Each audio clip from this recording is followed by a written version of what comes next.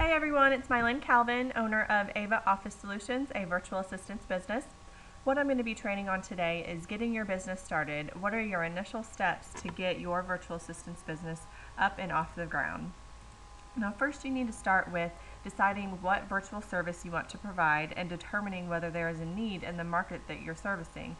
So, for example, I have the most experience in admin services, corporate communications, marketing, and PR. Therefore, the core of my business are those services, and that's what I provide to my market here in Nashville and all over the world as I've gotten out and met different contexts in different markets.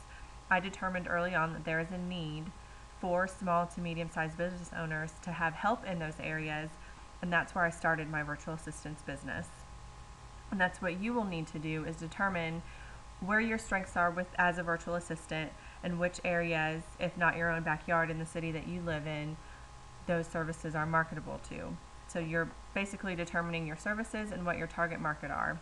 And that brings us to the next area, is who is your target market? Based on the service that you've decided is a good service to provide as a virtual assistant, you need to get into the minds of your target market. What are their needs? What are their problems? Where do they spend their time physically and online, because you want to be there, and knowing these things in the future will help you market yourself and become more successful as a virtual assistant. Now, the third step is budgeting, and this is a very important part to starting a virtual assistant business or any business. So you want to start by creating a budget of projected expenses. So here are some expenses that you should consider. You obviously need a laptop or computer. I recommend a laptop.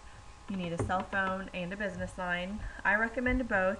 Some people can get away with having just a cell phone, but I would recommend having both for professional image appearances and really for convenience and efficiency in some conference calling that you will likely be doing as a virtual assistant. You need internet to be able to communicate with your clients via email and have access to the internet. You'll need a printer, scanner. You can get away without having a fax. I'll share some more information in a later training on how you can use fax services without actually having a fax. You'll need ink and paper for the printer, scanner, and for software, this can cost anywhere between $300 and up, but there's a software recommendations PDF included in this training area that you should go check out. There are a variety of free software options out there as well. So in addition to the software that you need that is paid, there are also free software options that I include. And these are services that I use every single day, so I don't see them as options to your business. I see them as a necessity. You want to think about gas and mileage for meetings. In the beginning, if you are hitting the ground running and you are setting up meetings with people in your market, to be a virtual assistant client, you need to consider this cost for going out and setting up meetings, and also consider the next point, which is meals and entertainment expenses. You will likely be meeting a lot of potential clients at coffee shops and restaurants for lunch and things like that, and you just need to consider those expenses for people that could potentially be a virtual assistant client.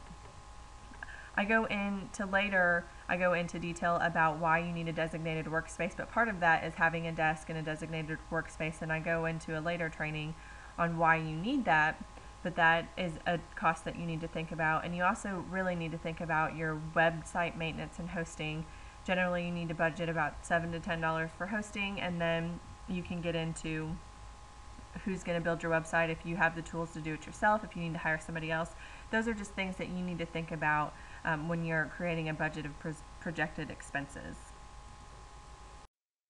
Now, if you already have some of those items covered, then that just leaves you a few steps ahead of the game, so it just helps you out in the beginning to have your startup costs be lower.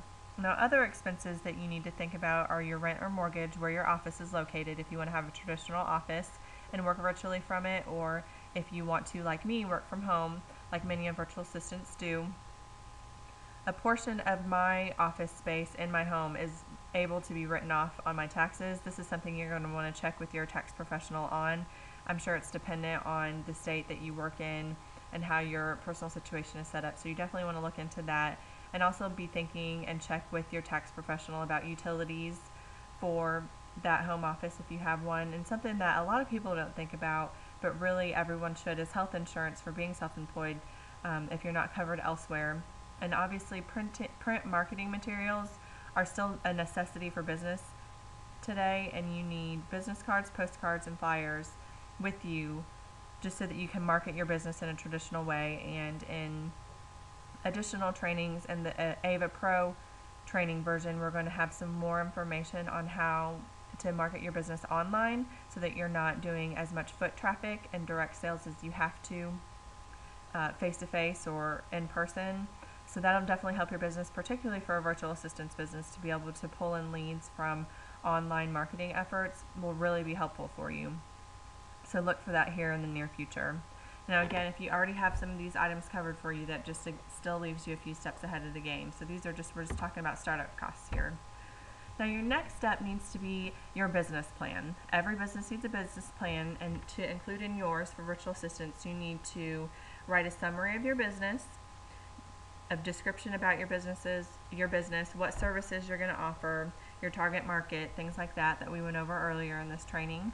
You want to talk about your objectives and tactics and how you're going to achieve your goals. You're going to assess your benefits and potential in the industry. You've already really determined that there's a need whenever you're considering your services, but you obviously want to write this down in your business plan. And you want to talk about your marketing strategies and how you're going to market yourself. And again, we're going to be providing more training, particularly about marketing yourself the traditional way and with new online methods of marketing. So keep your eye out for those, because those could really be beneficial for you. Also, to include in your business plan, you want a competitive analysis to see how competitive your services are in your market area of focus. Now, this is a traditional part of a business plan. The virtual assistance industry is new but growing, so you can determine if there are other virtual assistants in the area, how well that they're doing, what services that they're offering, things like that. You want to include all of that in your business plan. You want to design a development plan. How are you going to grow beyond your initial steps? So your first 6 months to a year, you're really building, and then you need to have a plan for how are you going to continue to grow year after year. What are your operation and management plans? And lastly, the financial component. You need to consider all your expenses, how you're going to price yourself, which I provide some training on as well, to be competitive in this industry. And if you can, you want to provide a projected year-over-year income for your business plan. Now, something that I had to do initially was obtain a business license. So you're going to have to file for a business license, and this is where it's going to vary by person. You are going to need to check with your city, county, and state to see what licenses need to be applied for.